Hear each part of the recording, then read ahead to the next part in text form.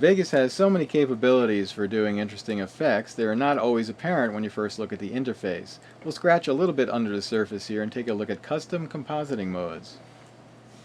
So the first thing I'm going to do is bring in some video here that we can have the effects be applied to. Some ice skating. And I'll just pick out a section that will look interesting for us. I think from there to there. Now here's a neat keyboard shortcut if you don't know this already. I want to keep just the video in the time selection, so I'm going to hit Control T, and now everything gets cut but what was in the time selection. I like that one. I'm just going to drag this on over to be at the beginning of the video. And now I'll zoom in here. And let's get the preview going. So basically what I'm going to do is apply different effects to this video using the custom composite mode. In order to do that, I need another video track, so let's add a track. And now that track is above the video I want to affect. And what's going to happen is I'm going to put different pieces of media on this top track, and we're not actually going to see the media, but the media in that track will serve as a reference for the composite modes. So for instance, if I grab this old paper image here, I'm just going to use that for the actual texture that it has. I'm going to click on the compositing mode on the track header here, and you'll see that the default is source alpha. We're going to change that to custom. Once you choose that, you should see this window come up, and you have three choices, and that's the bump map, displacement map, and height map. We're going to go first with bump map. And you can see right away that the video now looks like it's embossed with this texture, and the source of that texture is the old paper media that I put on top of it. And the way that the bump map works is that it uses the light and the dark areas of that reference media to create the pattern that it superimposes onto our video. And there's all kind of different variables we can use here. We can drag the direction of how that shadow seems to go, and the intensity, and all kind of other things. But this is a really neat way to apply kind of an embossed paper effect. But we don't have to use just a still image for the bump map or any of these composite modes.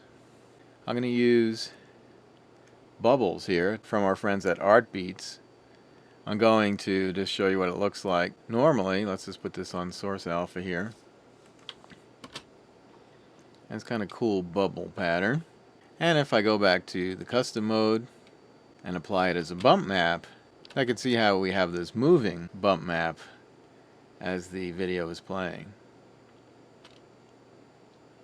Notice also in all these custom composite modes we have the usual keyframing, but there's an interesting thing that we can do with this, and that is if you turn the sync cursor on, you can go ahead and set the timeline in motion and make some changes, and the keyframes are written as you're making those changes.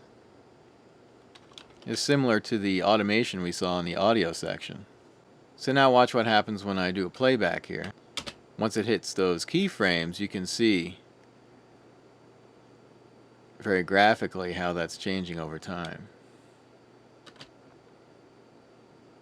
So all the more reason to really be aware of if your sync cursor is on or not, because you could be putting in a million keyframes inadvertently. So let's delete all those keyframes by selecting them all and hitting delete, and I'll turn the sync cursor off. And something else you should know is that in this mode it's going to affect all the video that falls underneath that track. The best way to use this is to put the track you want to affect specifically underneath and put that track into a compositing child mode. Now any video on tracks underneath that will not be affected by the compositing. If you do want to add another track that's affected, you could also set that one up as a child. So let's just take that out for now. And now let's move on to one of the other custom composite modes here. And I'll go over to the button that normally would say Add Plugin. This time it says Replace Plugin because we can only use one of these three at a time. Let's go to Displacement Map. And a displacement map gives us a pretty interesting effect as well. I kind of think of it as kind of a shower door where you have the patterns in the glass and it kind of distorts what's on the other side of the glass. And again, it just depends on what you're using as your source material.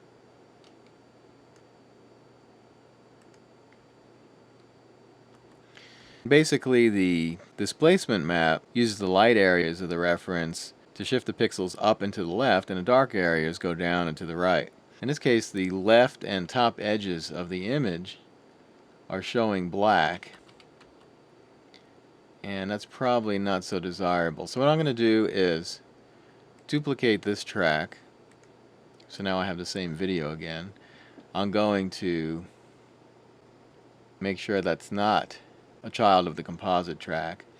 Now I filled in the left edge and the upper edge with the normal video, and so it's a much better effect than having just black there where that bottom video is allowed to show through there. Now my favorite one is the height map, and this handles the reference to create effects that are kind of like a lens refracting the light. And basically the paradigm is that it kind of changes the sections of the video to be closer or further away from the camera. And so especially when we have these little bubbles, we get these kind of funky waves. It's kind of a neat effect. And probably the most fun application of this is to apply this to text. So what I'm going to do is to get some water here. There's a little shot I took down at the lake.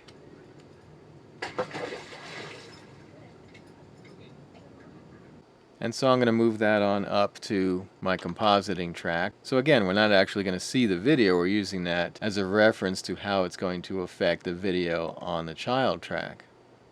So on the child track, let's insert some text media.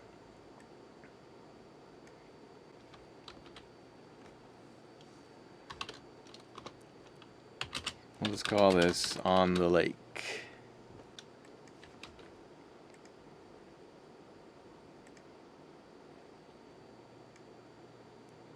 And I'll make this the same length. So now, by using the light and dark areas that show up in this lake video, I'm going to apply the height map to the text underneath.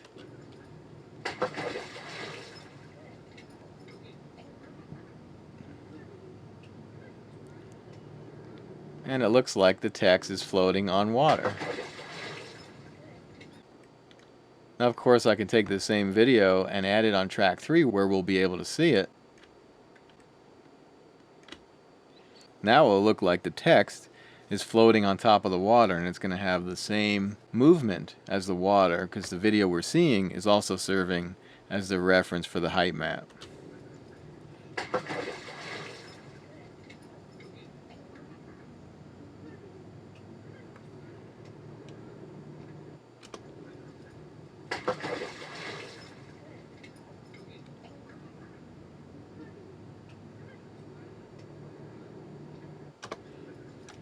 Pretty cool.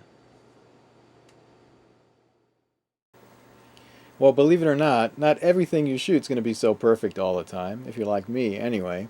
But that's alright, because once we have the media in the computer, there's a lot of little tweaks we can do. So we can handle contrast and brightness and color correction and all kind of things that we can do to help the footage look better. So let's take a look at some footage that needs a little bit of help. So here I have a video clip shot outdoors. Somebody telling us about how his snowplow works.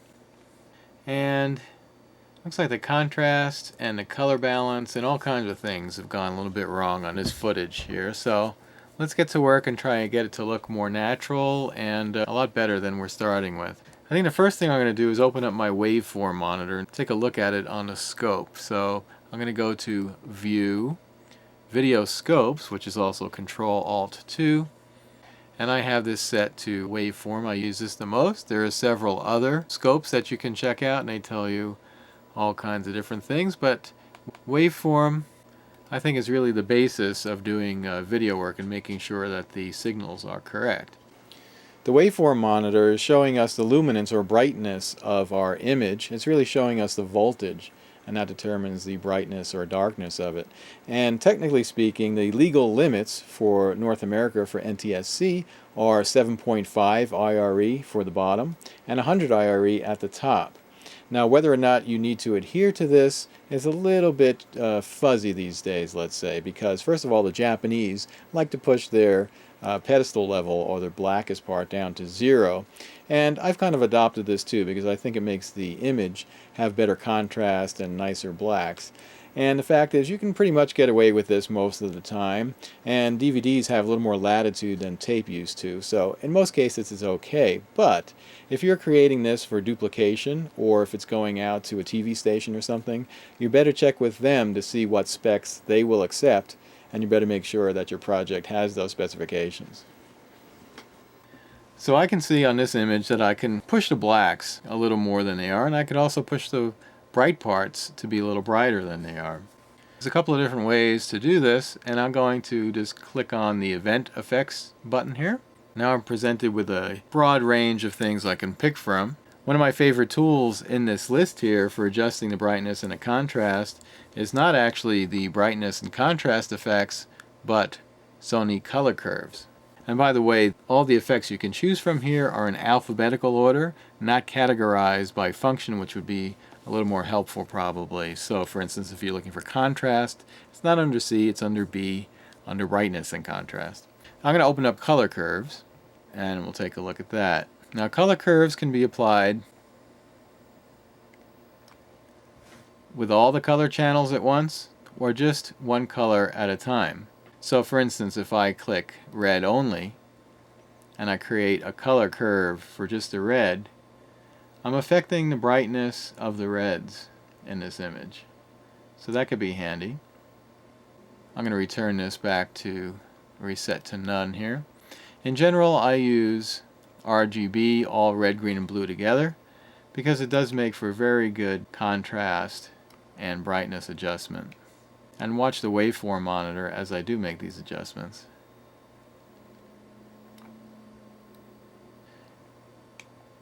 For this particular piece of video, I think I'll just apply the color corrector and see if I can get to where I need to go.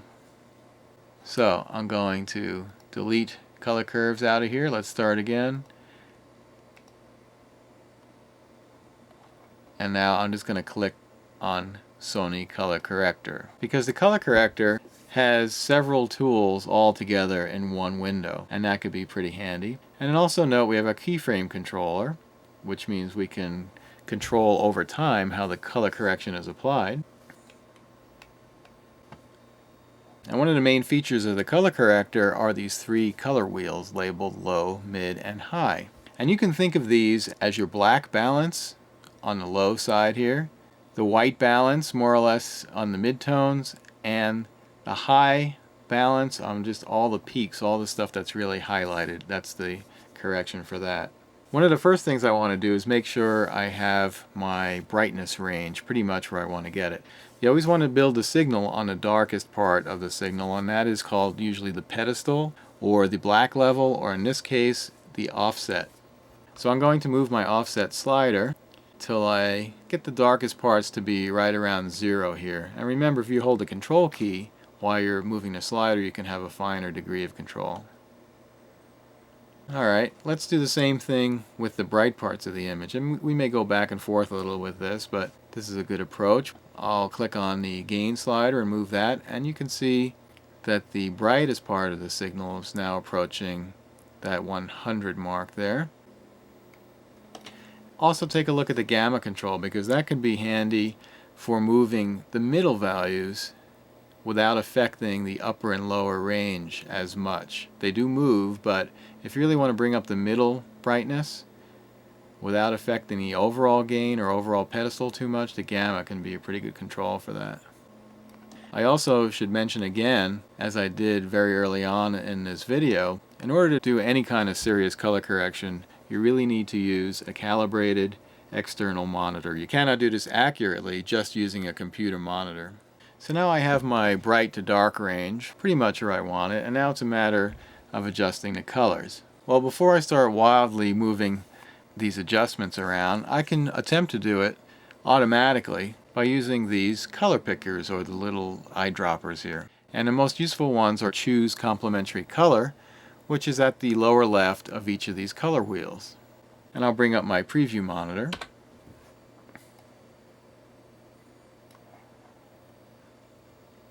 What I'll do is click on the low range eyedropper here, and then I'm going to find an area in the image that should be black, and I'm going to pick this area of shadow right under the collar here and click on that, and already it's made kind of a pretty good adjustment there by itself. I'm going to undo that and show you another trick. If you don't happen to have your preview open, or if you don't want to use your preview for some reason, you can actually do the same function right on the timeline. I'm going to expand the size of this track, and now I'm going to grab the eyedropper and just right here on the timeline on the media event, click in that same spot, and it will give me the same adjustment.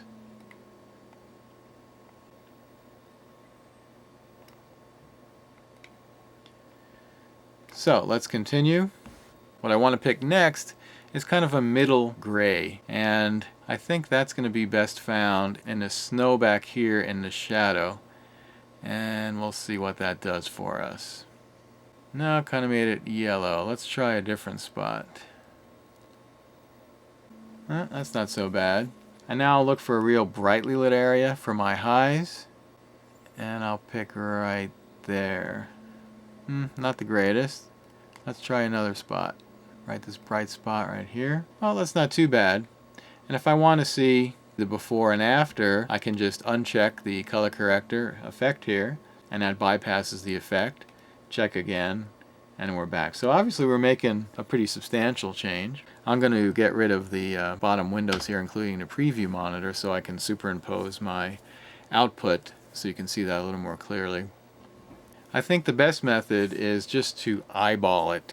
Although the eyedroppers can get you pretty close, there's nothing that substitutes for really eyeballing what's going on. And especially as you pick up experience doing this thing, you can learn to do it fairly quickly. So what I'm going to do is grab this adjustment here in a low range color wheel, and I'm going to be looking at the image itself, and I'm just looking at the blacks now. I want to get the blacks to look as black without any coloration as possible. And right now I'm looking at this guy's middle layer that he's wearing. He's got kind of a black shirt and a sleeve sticking out there, and that's looking a little blue. Now if I see that it's looking a little blue, I just basically take my little adjustment circle there and move it away from the blue. So I tend to think of things as I want it to be less of a certain color than it is right now. So if it's too blue, we move it away from the blue. I'm going to go to the middle ranges now, and I'm looking generally at the snow and maybe also the flesh tone as well of his face. And remember, you don't have to go radially from the center outward. You could also go around in a circle as you pass through the various hue ranges. And so that's not looking too bad. Now I'll adjust the highs. Sometimes it helps if you do something really severe just to see what exactly it is you're adjusting, so you can train your eye on the section that you're really after. So I'm just looking right now at the very brightest portions of the image. That's not looking too bad. So most of this is coming together for me.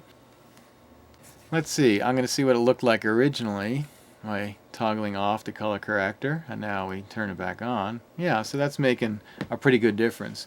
If I really wanted to see a comparison of before and after, I can set up a split screen.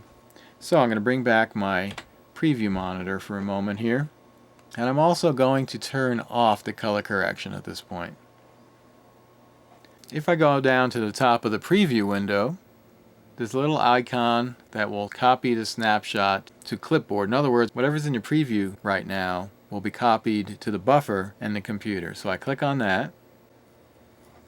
And now if I turn on the color corrector again I will see my corrected image. And this time I'm going to go over to this other button, the split screen view. Under the choices here, you'll see that clipboard is chosen. So once I hit split screen, wherever I draw the rectangle, what's showing through is what is in the clipboard at the moment. You can compare moving video to what's in the clipboard too, but the clipboard will remain a still image. But still, it's a good way to compare where you've been and where you're going. And this also shows on the external monitor as well, exactly where I'm defining my split screen. This is also good information because one of these days you're going to inadvertently hit that split screen button and wonder why you're seeing half one image, half another, or something to that effect. You just turn it off by going to the split screen button and clicking. Okay, well, we're getting there with this image. I'm still not totally happy with it. I think it's overall a little bit too brownish red. I'm going to go back to my midtones and bring it away from the red area. That's a little better.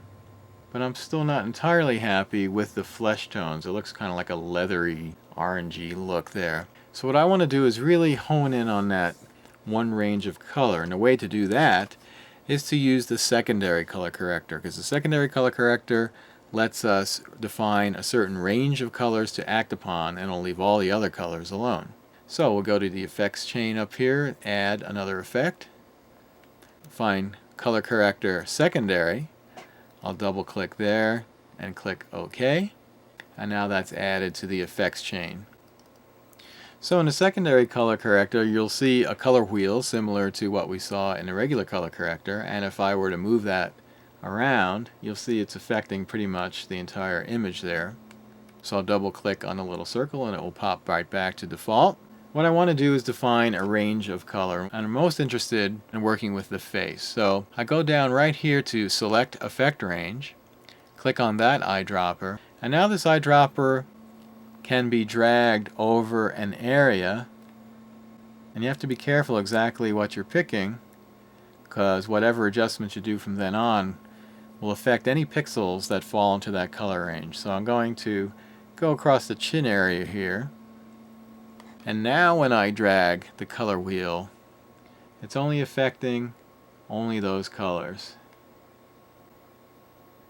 So if I really move it over to the purple, it looks like his face and a little bit part of his hat and other little highlights here and there are really being affected. But that's showing me that I've got a pretty good selection of most of his face there. So now I can independently adjust his flesh tone. And I think I'll land somewhere around here. I can unclick the secondary color corrector to see the difference. It's a little bit subtle at this point. I could also adjust the saturation of the color so I can make his face really red, or I can make his face not have any color at all. So that will come into play in something else I'm going to show you very shortly here. Also, rotate hue is a pretty handy control, and that's like turning the hue knob on your TV set. Well, remember when TV sets had knobs? They used to have a hue knob. And if you're used to more professional equipment, it's called chroma phase. And the best way to use this tool is with the control key held down, and this to move it very little bit in value. If I moved it a lot, again you would see big changes in his face there. Here's the Martian version of it. So there's several different ways we can approach this. Okay, so I'm a little happier with the flesh tone there. And let's go with that. So what if I have even more footage like this? It was shot at the same time under the same conditions, and the white balance and the other tweaks I need to do are pretty much the same. How do I save what I've just painstakingly done on this event and apply it to the other ones? Well, there's a couple of different ways to go about it, and the first one we'll talk about is saving an effects chain. So I'm going to go out and hit my effects button here, and you can see along the top of the effects window are the effects that we've selected so far. And if I go down to Save As, The default name is New Package. I can save this series of plugin and their adjustments as a little plugin package. So I'm going to save this as Snowplow Guy and click OK. And now if I click on Filter Packages, you can see that on the bottom, Snowplow Guy shows up. I'll close that.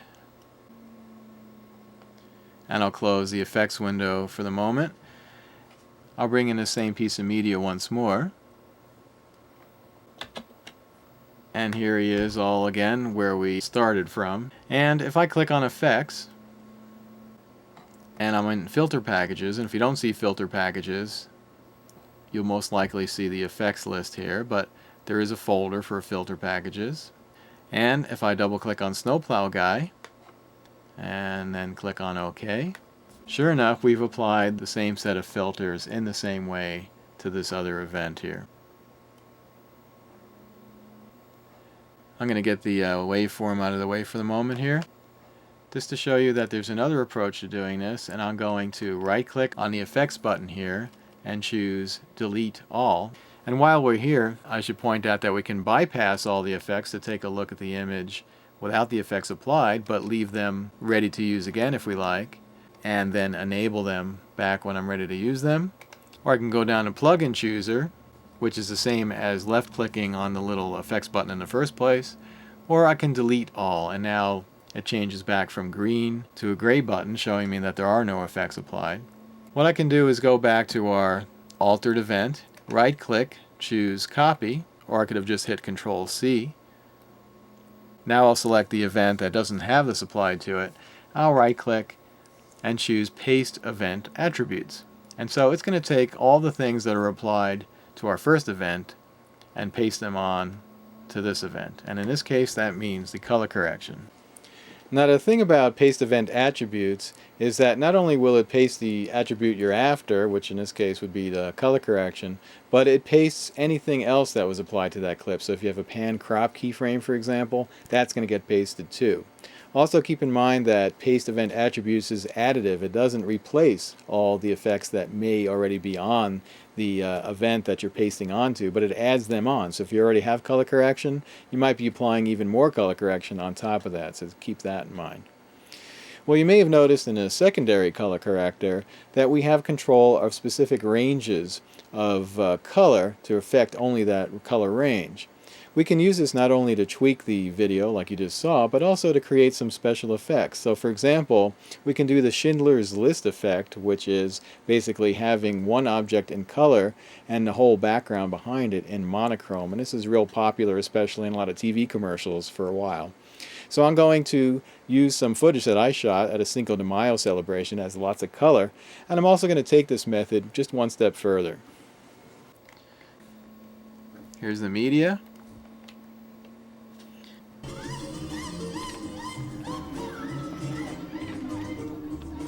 We have some Cinco de Mayo dancing.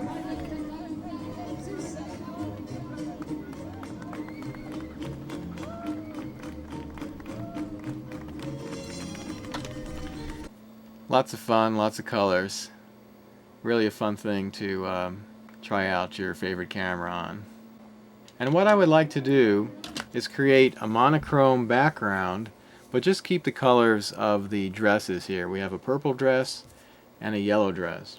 So let's focus on the purple dress at first. I'm going to add the secondary color corrector.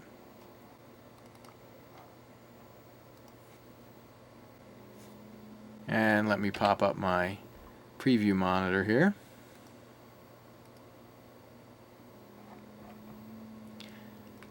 And notice that I have the sync cursor turned off in my keyframe controller because I don't want to make a specific keyframe. I want to apply all these adjustments to the entire event here.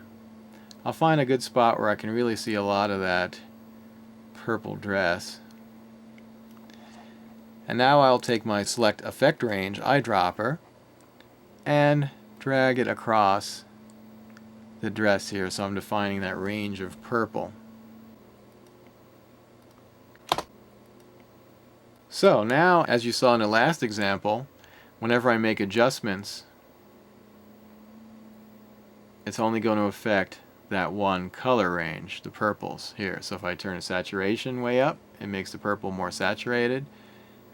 If I turn it way down, it desaturates the purple. If I rotate the hue, it's going to change the dress, perhaps to green or whatever other color. So we're only affecting that color. But remember, our objective at this point is to basically do the opposite of turning off all the rest of the color and keeping the purple. If I really want to fine-tune exactly what I'm affecting in the image, I can click on Show Mask, and now it's showing me in a very high contrast version exactly what part of the image is being affected. So as I make my changes, it's showing me the different portions. Wherever the white is, that's what part of the image will be affected. So you can fine-tune how this will be applied. So we're back to normal view, and remember, our objective is to turn off all the color except the purple. If I invert the mask, it's going to flip it so that the white becomes black, black becomes white, and now we're going to affect everything but that area, which is exactly what we're after. So I'm going to turn the mask off, leave it on invert mask, and then turn the saturation down. Now all the other colors are gone except the purple. If I play this clip through,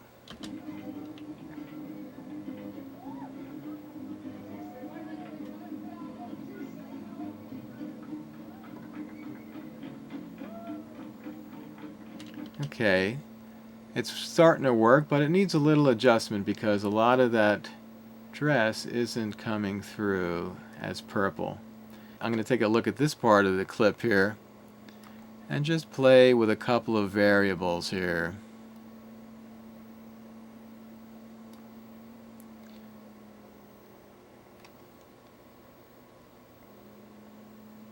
I can't really get that purple to come back when she's facing that direction because the light is hitting it a little differently and it's coloring it a little differently. I'm going to bring up my preview again. Turn off my invert mask for the moment so I can get the color back in here. And now I'm going to try selecting the range from here and see if I get a different result. Okay, I hit invert mask again. Okay, now I've got purple there. Let's see if it works in the rest of the clip. Yeah, that's working out much better. Notice I also have other colors showing in the different parts of the dresses as well. I'll see if I can work those out as well. So I'll just try moving some of these other sliders here.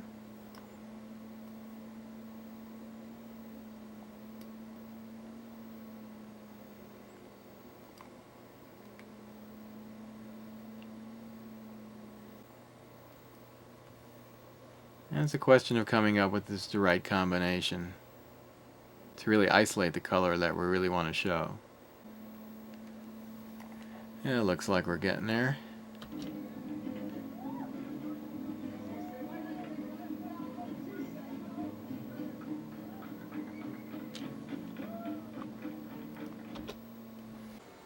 And now what I like to do is use the same technique on the right side on that yellow dress. And even though I can apply another secondary color corrector to the same event, I can't tell them to act on just the left side or the right side of the image. This is an opportunity to use the Bezier masking to help us do this trick. What I'll do is duplicate this track, and this time on the upper track I want to do an isolation on the yellow dress. So I open this up again. I'll go over to the presets and reset this all to none, so now we're back to the normal image. And if you do find a setting that you think you're likely to use again, you can certainly type a name in for it.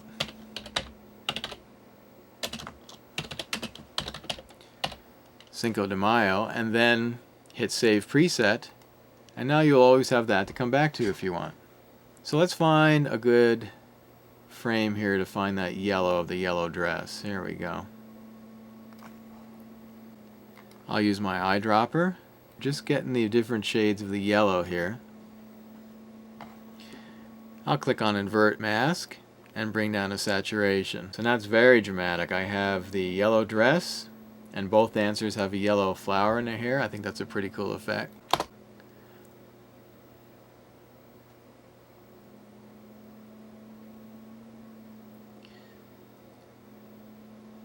So at this point I have the yellow dress highlighted, but remember what I'm trying to do is to have both the purple and yellow dresses be purple and yellow and have the monochrome background. So I'm going to have to find a way to combine these two images together, and I'm going to do that with using the Bezier mask. So I open Pan Crop, and this time I do want to use a sync cursor because I'm going to lay down some keyframes to define which parts of this top video track I'm going to superimpose on the bottom video track. So I'll click Mask, turn on my Bezier masking and my anchor selection tool. Now as I scroll through the position here, I'm just going to create a mask around the edge where our yellow dress is going to enter. And this will be a good starting point. I'm going to zoom in on the keyframe control a little bit so I can be precise with my keyframes. I'm going to scroll a little bit, and then she moves into frame. So let's move some of these anchor points.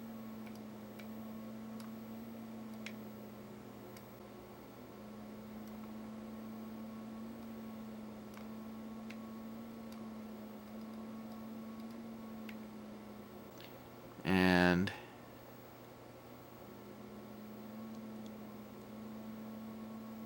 as she moves, I'm just going to keep creating a mask around the area that the dress is. And now through the magic of television, I have all my keyframes in, and you can see them moving as the yellow dress comes on stage there.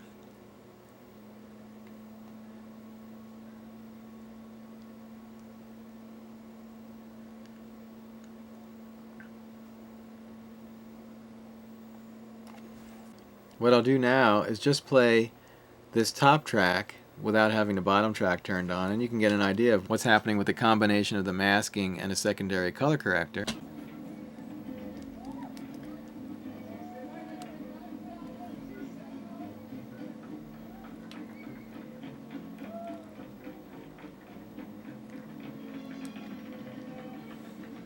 Now when I unsolo this top track, we'll see both tracks together. Remember, the bottom version is the purple only and the top version is the yellow only, except I'm secretly covering up part of the bottom one with just the yellow part of the top one by using the mask. And so here's the finished thing.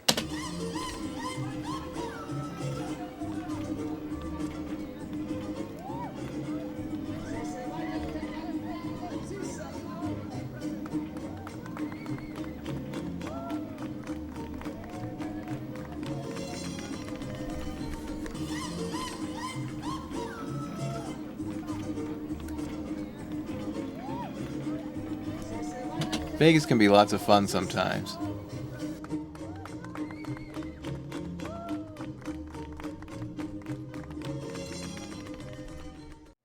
Well, since Vegas 4, we've had this wonderful ability to use scripting in Vegas. And scripts are basically little applications, little programs that carry out functions actually already available in Vegas, but use them in combinations of ways that's going to really speed up our editing process. Even if you're not a